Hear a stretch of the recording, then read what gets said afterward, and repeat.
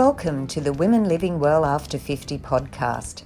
I'm Sulon Carrick and I'm passionate about inspiring, motivating, supporting and informing women over 50 to embrace this exciting time of life.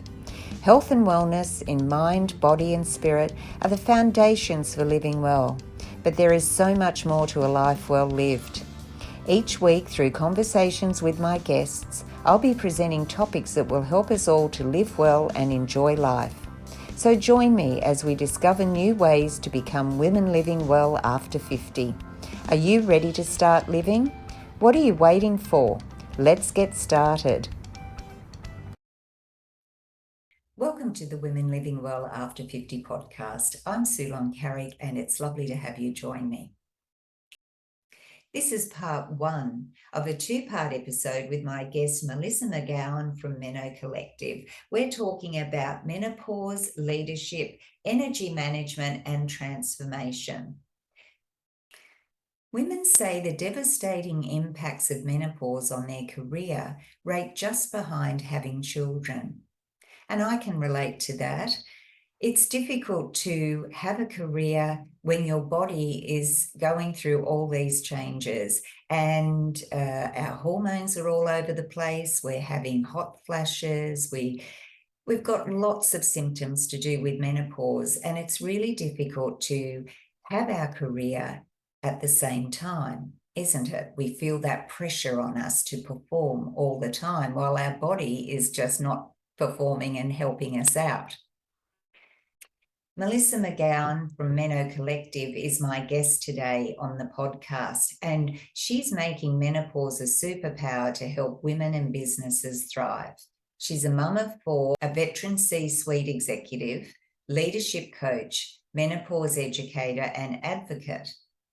Melissa founded Meno Collective after she quit her corporate career to improve her health after struggling with burnout and the early onset of menopause at 44. She realised there was a total lack of awareness on the many impacts of menopause at work and decided to do something to change that. Melissa is passionate about educating and empowering women and workplaces. She challenges the wider world to view menopause as a wellbeing, commercial and cultural workplace opportunity.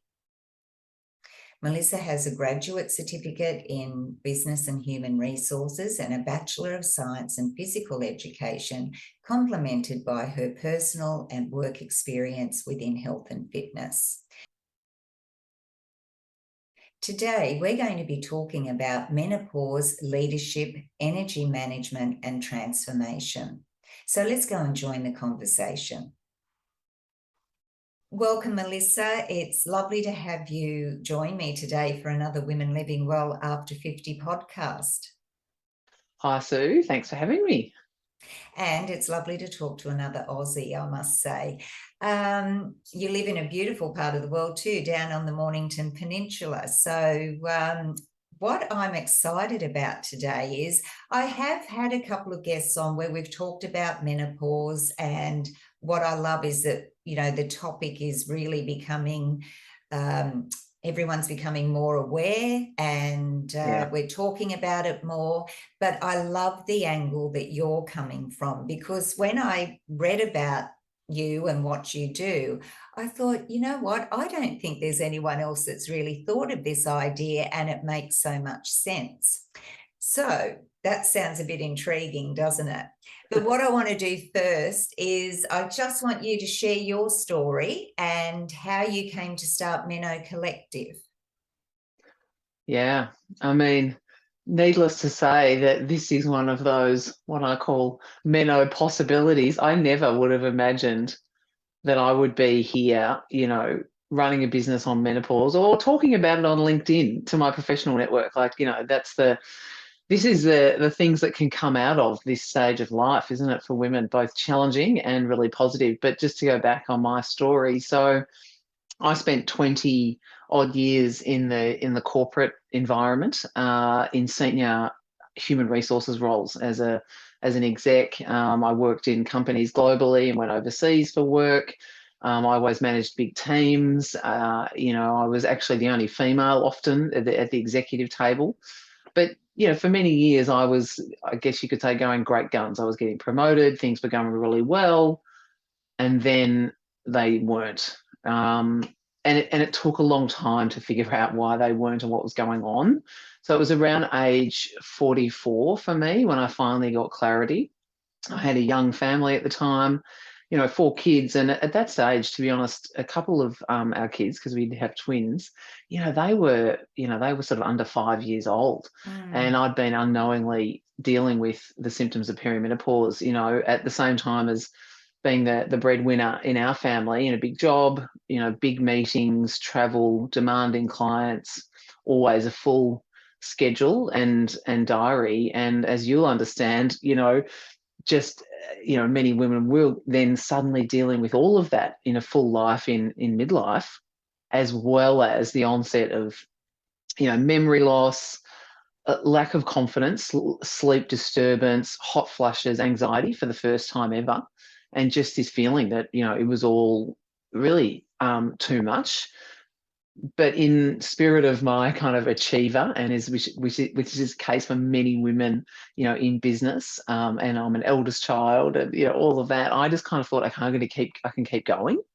So I was well and truly down that path to burnout by then, and it took a long time to get clarity on what was going on. You mentioned the Mornington Peninsula, and it was one day where I just was walking with my husband, and we were down in Sorrento on the back beaches, and I just kind of stopped and crumbled and said, hey, I just can't keep doing this. I just felt that I had only two options at that point, which was to quit my job that, I'd obviously worked really hard for, in a career. And, you could argue I was at the peak of my sort of executive career, and I didn't really have a backup option, to be honest. Or I can, fight and keep going and further risk my health. At this stage, it was impacting me, my work and that, and my life. And so this feeling of kind of fighting on and battling through the symptoms, wasn't appealing either at that point.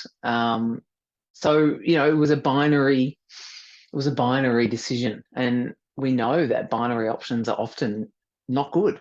And there wasn't a third choice. And not only was there not a third choice, like there wasn't really anyone talking about this. And I found it hard to access good help.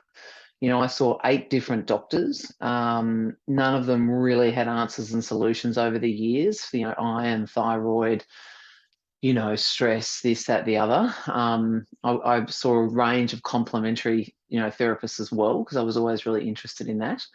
And they had different ideas, but no one really knew what was going on.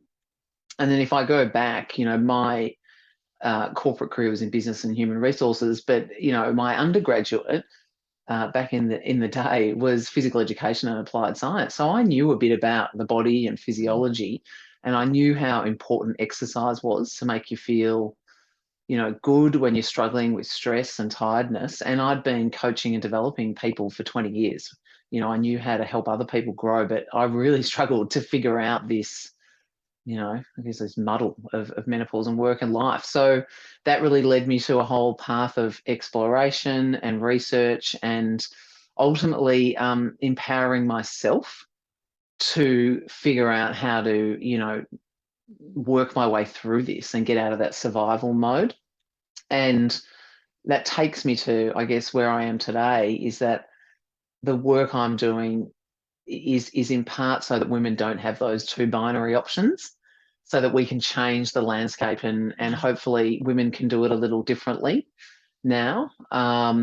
We want women to have options, and we know that at least 10% of women are leaving the workforce because of their symptoms of menopause at the peak of their career, which was obviously my experience.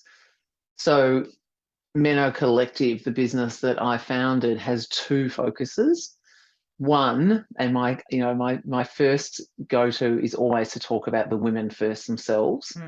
So we help really women leaders, and we help women leaders manage and reduce their menopause symptoms, because I believe that if they can do that and get the right support they need as individuals, that is the best way to support them. Yes, survive, because that's where it's at sometimes, and then also thrive in their personal life and their career. So we're really passionate about that, and I've got menopause specialists on the team so that women can get answers faster and, you know, get support faster. And then the other thing we do is we partner with workplaces to provide them with some education and some resources, like to open this conversation and just gain a basic level of understanding, bust some myths, get some knowledge in the organisation, so that then it's more likely that women will get a bit of the support and consideration they need, and employers can be, you know, both supportive and compliant, frankly, because there really is risk there. So we call that becoming menopause friendly. And, you know, when we partner with companies to accredit them in that way, they get a whole range of benefits, like culturally and financially. The business case is pretty like compelling around that. It makes a lot of business sense. And, you know, where I know you speak to some guests from the UK and other places on your podcast, and you've probably got a global audience. Australia is well behind the UK in terms of menopause education and awareness. Like I was speaking to a friend the other night, and she was in London, and she said it's just not even got the same stigma or taboo here anymore. You know, it's a more open discussion, and you know that's not the case here yet. But you know, my hope that is that it can be, and that is really to everyone's, you know, that's to everyone's benefit, I think. Yeah, because it does impact everyone, but I guess I want to support the women first. Oh yes, and I think that's the thing. I mean, if we know we've got support, that can be a relief as well. But you know, I looked on your website, and I'll just read it. It says, women say the devastating impact of menopause on their career rate just behind having children. And, you know, that's a big thing. I've had both, so I know what it's like. And I do agree that there's just not that support there for women going through menopause, perimenopausal symptoms and menopause.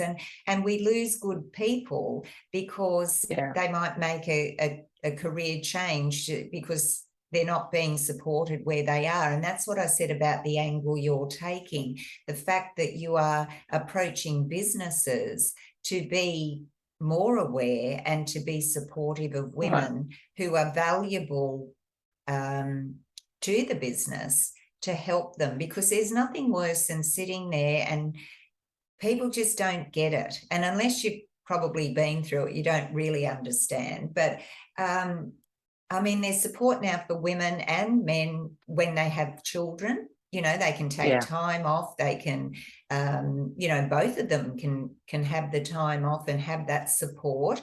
But I think, you know, they don't feel the same way about menopause. And like you said, most women will just try and push through it and just keep going because they feel that if they don't, they're going to be, you know, they're going to, the management are going to think, well, you can't cope with what you're doing, and it's going to affect their career.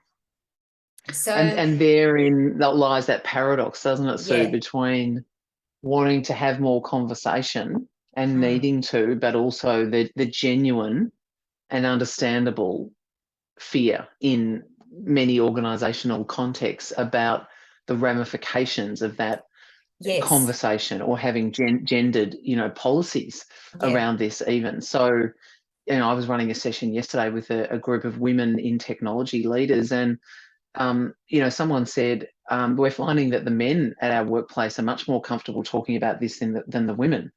And that's something, it is interesting. But at the same time, if you just kind of hear what you were just saying, I mean, this has been silenced. Menopause has been silenced for so long, right? When I ask women, you know, what did your mum tell you about menopause? It's really not much, or perhaps it's something, you know, kind of off-putting around HRT. So, you know, I mean, HRT is a good example. The myths and the things that have built up, the silence around this. There's a strong sort of patriarchal component to it that, you know, we have kind of, you know, gone along with. So we've embodied that a little bit of, like, we've silenced the conversation, we've silenced our bodies. And so it's understandable that if you've worked really hard to get into a, you know, leadership role, that you're not necessarily going to be wanting to put it on the table. And, when I was literally melting in meetings, and having hot flushes and feeling like I was looking either incompetent or, like I didn't know what I was talking about, it's embarrassing. So then to add on to that and say, hey, I'm having a menopausal hot flush. So this is where we're heading, to this more, work manager kind of aware workplace where, people don't think twice when you grab the air conditioning and they're thinking, I'm freezing. Why is she turning down Yeah. the air? But they don't even question it, because there's just enough of an understanding in the workplace that there doesn't have to be a conversation or a joke or even an explanation. But that's, there's a way to go. And just to pick up on something else you mentioned, and the insight that I continue to get, is a lot of women aren't yet connecting the dots for themselves about what's going on in their bodies. This concept of perimenopause, and it's been quite a new sort of term and conversation. Yes. This lead up to the final event, where periods have stopped for a year and a day. That is that really symptomatic time. And I think, like, sort of the psychological stuff, the self-doubt, the sleep, the sleep disturbance, which could be night sweats, it could just be, random, it could be anxiety, the brain fog, the memory stuff for a lot of senior women in business that I hear from, that's all happening. And of course, they don't know exactly why, and they're not connecting the hormone dots. And so then they're being harder on themselves, which takes us, back to this concept of burnout. And there's a number of models, but there's one that I really like on burnout, and that one of the early steps is that compulsion to just kind of push through, and that's what I did. And it just makes everything worse because there's stress. But I think conversations like this and all the great conversations happening are just helping women listen. I have women reaching out every week saying, I heard a podcast and I'm now connecting a few dots. And I never realized that was due to changing hormones. Yeah. So this kind of hormado, as we know, is it has a number of different effects. And so raising the profile of, perimenopause, I think is just a great thing. And then we can, from that place say, well, how does that effect work? And it's not forever, as we know, postmenopausal women, but it certainly is for a period of time. And how can we make it safe so that women feel like they can talk about it if they want? They can ask for some support if they want, but they don't have to, because there's just a general understanding in the organisation that it doesn't mean they're off the track, whereas like Louise Newson in the UK, menopause doctor, she just did a big study, and 21% of menopausal women are not going for the promotions that they would usually go for. Now, again, if there's not an understanding in the organisation, oh, well, we'll take, I know what that's like behind the scenes. We'll take them off. She's not got the aspiration. We'll take her off the career track. Let's take her out of the talent pipeline. They're off the table. So Ginny Mansberg, who's is the Aussie doctor who does a fair bit in this space, she talks about the hormone glass ceiling, and I think that's a great way of putting it. That you work hard through your 30s, and then you hit that sort of hormone glass ceiling, and you come a cropper unexpectedly. And what I'm seeing, because I'm 40, how old am I? I'm 48. So as I just said that, I'm 48. I nearly forgot for a minute. Most of my peers are not identifying yet with perimenopause. A lot of them are saying, I'm not menopausal yet. And so to her point, that's where it unexpectedly gets you when you come a cropper, because there's so much we can be doing now, isn't there, to give ourselves the chance of not coming a cropper. And I think, like when you're going through it all, to me, it's always about being informed. So when I was going through it all, well, as I said to you before we came on air, I'm 65, so it's a little while ago now. And there still wasn't anything really talked about and not much information. I didn't even know until recently that there was perimenopause. I just thought you know, the whole collective term was menopause and that was it. Yeah. And of course, in my mother's generation, they never even talked about it full stop. They didn't talk about many things at all. So I think that being informed is very important for yourself.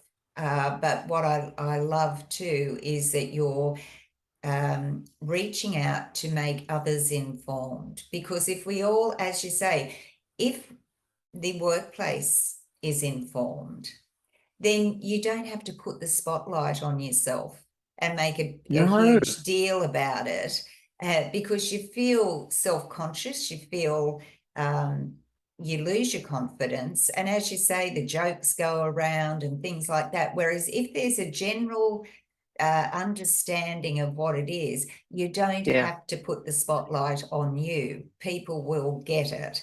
And I think that's such an important part that you're doing in working with businesses to get them to understand. But I know we're going to be talking about energy management and transformation, but I do want to ask you, what has been the reaction from businesses you've worked for? You know, have they pushed back and said, no, we're not interested, or they open to, you know, becoming more aware? Look, yeah, there's a level of willingness, because I think one thing is, I think it's the European menopause and andropause. They've got some like global recommendations around the workplace. And whilst they talk about making it, free of discrimination for women in reproductive and post-reproductive, they talk about gender equity. They also say this is kind of early days, right? This is sort of new territory. So there's not yet like a playbook, No. where it's like, this is what we should all do. The UK are taking a very policy-focused approach. Some companies here in Australia are looking at that, and that doesn't have to be, things like menopause leave and things. It can just be like literally putting it in writing that this is important and having some resources information. But, it's going to be different for each company in terms of what is most important for them. Is it around their talent? Is it around their, gender equity? I mean, these things tend to all come together. So there's organisations that are they've done a lot of work to change the profile of their organisations from a diversity, and a gender perspective, where they've worked hard to get women in and attract them and develop them. And, so they're realising that part of the continued focus on inclusion, not just diversity, is one of the things to look at here, and an opportunity is workplace menopause support. And so I help them understand the business case around that, and why that is truly not just in the best interests of the women, and obviously using the workplace as a way to amplify education is amazing for the men as well, right? Who have got wives, sisters, whatever. But I help them understand how it's when you're talking about productivity, when you're talking about legal risk. I mean, the UK have seen 44% more menopause-related discrimination claims going through their tribunals, year on year. So this is coming. The UK are looking to make menopause a protected attribute, meaning it will be unlawful to discriminate against a woman on the basis of something related to menopause. And so, again, the Australian sort of gurus in this space of gender equity and employment law are looking and saying we should be listening up. So I guess what I'm saying is companies don't know exactly what to do, but there are proactive companies realizing that they want to do something, and some of them say to me they're getting that from inside their organization. So there's women there like you or I maybe who are kind of, through perhaps a challenging time, and have really got some energy and passion around creating some positive change. And so that's really great. That might be happening in a pocket of the organisation, but how can we have managers be a bit more aware? So if I go back to my background and, in organisations, I know a lot about organizational culture. I know a lot about the impact of leaders. I know a lot about how to bring change through in an organization. So we know that managers are really important, and you can say, hey, like, nice to have a fan at work. Okay, great. More powerful to have an informed manager, and they don't have to be experts. So we just have a simple model that we use to just help organizations just grow a basic level of awareness, and then they can put some support in place if they like. It's not a one size fits all. And then there's resources so that they can provide resources to their managers and to their women on an ongoing basis, just to keep this alive, and so that people know where to go. And they're really the biggest themes that tend to come through in all the different research is, awareness, like flexibility, and sort of simple accommodations that can be made. Like, someone in one of our workshops a few weeks ago, she rang me and she said, I went straight back to work and I didn't even seek permission. I just put in free sanitary products in all of the bathrooms across the whole company. It was a decent sized company. So these little things, these environmental, or looking at work uniforms and things like that, then through to the more cultural stuff, which is, senior leaders need to kind of they need to be, supportive. Yeah. Because if we don't have the senior leader buy-in, then it's very hard for a woman to still feel safe to have a conversation about this at work. So a lot of people ask me, how can we help women have the conversation? Give me the guide, give me the thing. And then those women are saying, I'm not having that conversation. Like, I haven't had a single boss that I'd be comfortable having that conversation, is what I heard, from women yesterday. So yes, we want to put those tools in place, but we can't, I don't believe we can do that without just raising a general level of awareness first. And those two things then go together. And then the women have got the options, if they want. Yeah. It's a slow process. It's not a one size fits all. No. Well, it was lovely to chat to Melissa McGowan today about menopause, leadership, energy management, and transformation. Now, I'm going to make this into a two-part episode because there is so much valuable information, and I want you to be able to absorb it all and to really have some good takeaway points. Now, if you've enjoyed the episode, I'd love you to give me a like or leave me a comment and share this with a friend, because I know that it will be of benefit to them, especially if they are going through perimenopause or menopause and trying to struggle with their career. So stay tuned for part 2 coming after this episode. And I look forward to seeing you next time. And in the meantime, remember to live well, enjoy life, and most of all, be a woman living life her way. Bye for now.